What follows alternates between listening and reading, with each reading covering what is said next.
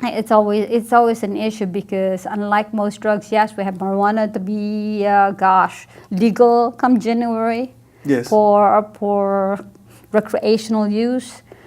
California is one of those states where and you find alcohol, hard liquor, and everything in the groceries. Yeah. It's just too accessible. And the restaurants, everywhere you go. Everywhere you go. Yeah, it is there. They have mimosa nonstop for brunch on Sundays. Melinda, now that we talk about this issue, let's go move to where they're already drinking. What can we do when our kids are drinking and we notice that they smell like alcohol? We know their grades are going down. Their attitude is different. They're not coming home early. They're missing days and they start with attitudes. And then we find cigarettes, and then later on we find them with marijuana. And then what can we do, Melinda? Now you being a social worker and you have the experience talking to parents. As a parents, what can we do when our children are already doing it? If they're already doing it, sit down with your child. I think the worst thing to do is enabling them or not looking at the situation as a problem.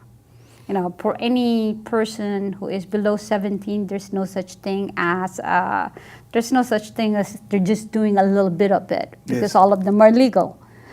You have to talk to the child and find out. I always look at it on, sometimes a person is just an addict. They just cannot stop using whatever, whether it's alcohol or any other drugs.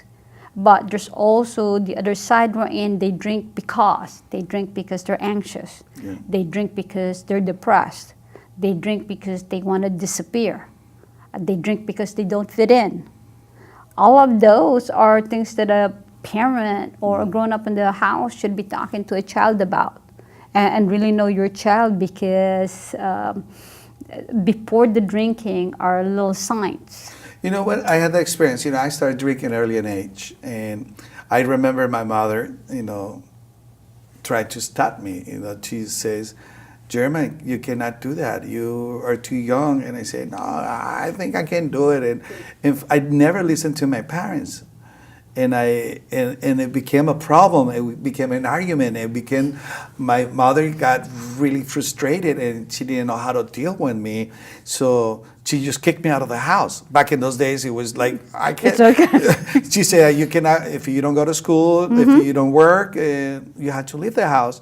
So what I did, I left my house, and it became a big problem for me.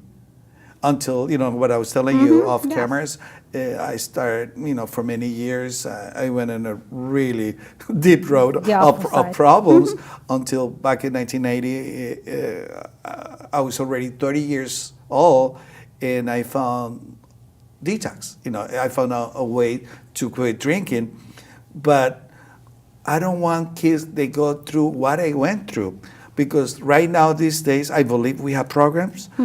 What kind of programs do you think are there, and as a parents, what can we do that? Well, there's multiple programs. One actually starts at your doctor's office. Okay. This state, just like any other state, has what they call SBIRT, screening, brief intervention, referral, and treatment. There's something that is not so used that if you look at it, part of an annual physical should be a doctor talking to the child or talking to the person about their drug use or alcohol use, or whether they're experimenting on something. It's just plain called screening. Yes. And doing that will be the first step for prevention or treatment, to just screen the child or the adolescent in front of you to see what are they doing right now, and that way you could easily prevent it before it becomes a big problem. That's what they are doing more with the brief intervention.